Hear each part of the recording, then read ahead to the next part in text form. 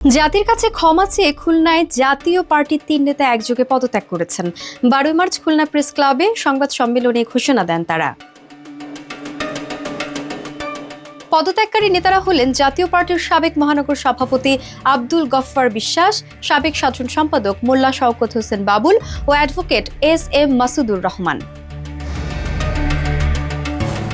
দীর্ঘদিন রাজনীতিতে নিষ্ক্রিয় থাকার পর তারা জানান, ভুল স্বীকার ও ক্ষমা চাওয়ার রাজনৈতিক সংস্কার ও শিষ্টাচার। তাদের ভাষায়, আমরা রাষ্ট্রের পূর্ণ সংস্কার চাই, যাতে ভবিষ্যতে জনগণের দোহাই দিয়ে আর কোনো স্বৈরশাসক জাতির কাঁধে চেপে বসতে না পারে।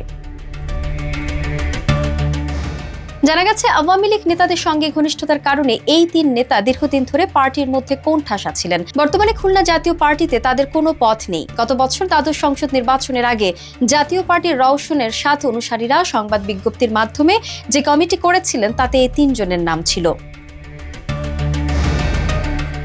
আব্দুল গফফার বিশ্বাস এর আগেও বিএনপি ও জাতীয় পার্টি থেকে পদত্যাগ করেছিলেন। এ প্রসঙ্গে তিনি বলেন, আমি মহানগর বিএনপির সহসভাপতি থাকা অবস্থায় অপারেশন ক্লিন হার্ট শুরু হয়। অসংখ্য মানুষ নির্যাতনের শিকার হন। তখনই প্রতিবাদ স্বরূপ আমি পদত্যাগ করি।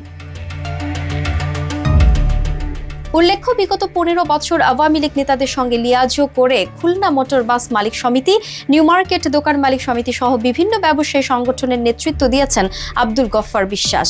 মাসুদুর রহমানও সরকারি আইনজীবী হিসেবে দীর্ঘদিন আদালতে দায়িত্ব পালন করেছেন।